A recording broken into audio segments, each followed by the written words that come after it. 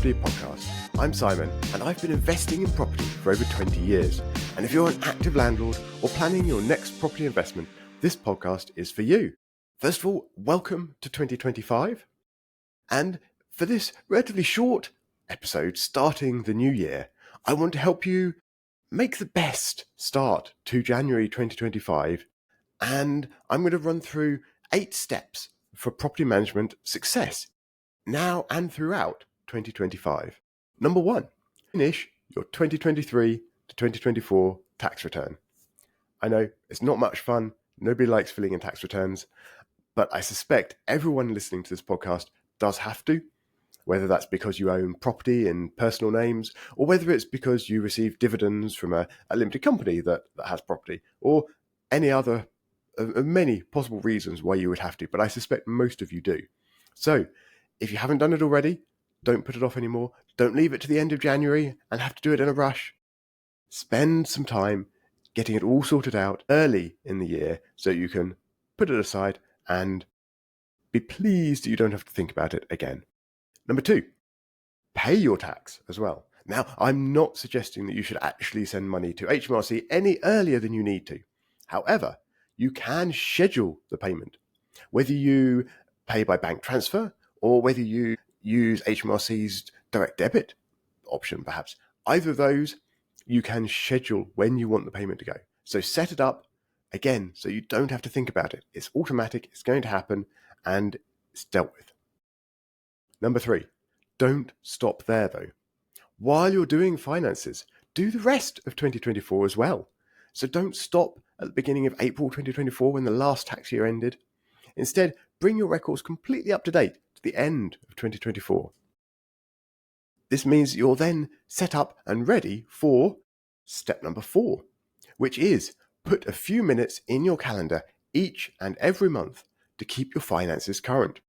If you can do that and just keep things up to date, and of course I do realize that for smaller landlords this really literally will be just a few minutes a month, and for those with 50 properties in your portfolio or more perhaps, it won't just be a few minutes, but it can still be done very quickly and very efficiently. If you look back to December, I had an episode there where I recorded live going through my process for this and showed just how quick it can be. If you'd managed to do this, you could be ready to submit your next tax return in April.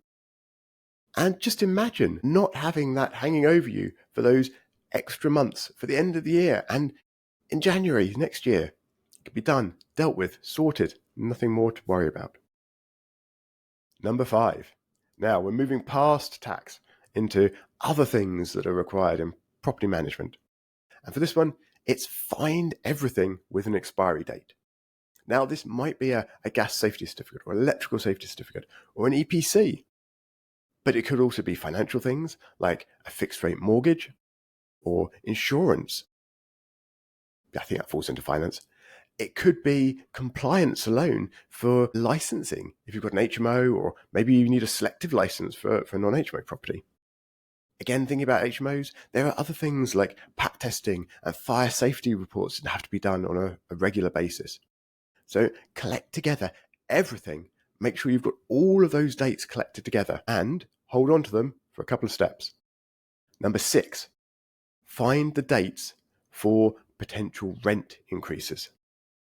Now, this might be looking at the amount of time since a tenancy started last year, and maybe that's a 6-month or 12-month or perhaps even longer clause in your contract that says you won't increase the rent for that amount of time.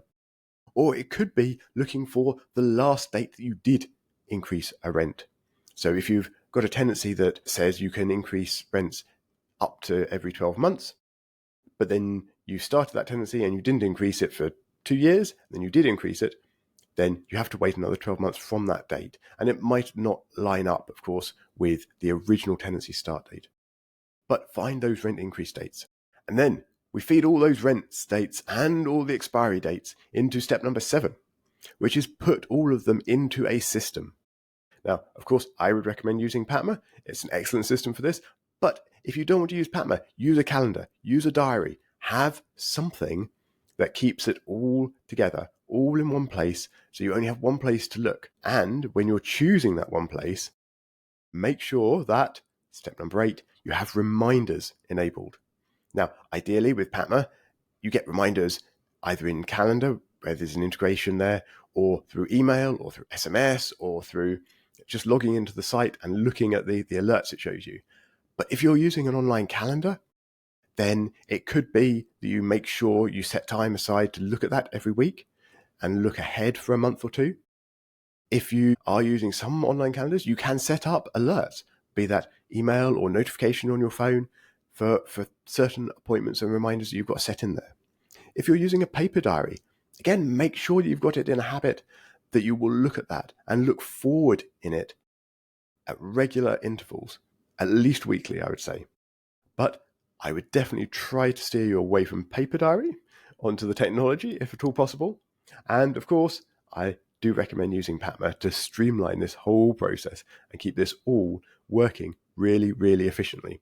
So that when you come round to January 2026, you can say, it's all sorted. I don't need to do any of this year. It's just business as usual, and everything can roll forward and run really efficiently without anything to catch up on, any big chunks to go and find things for, anything to create a big collection of dates and enter things, because you've done it.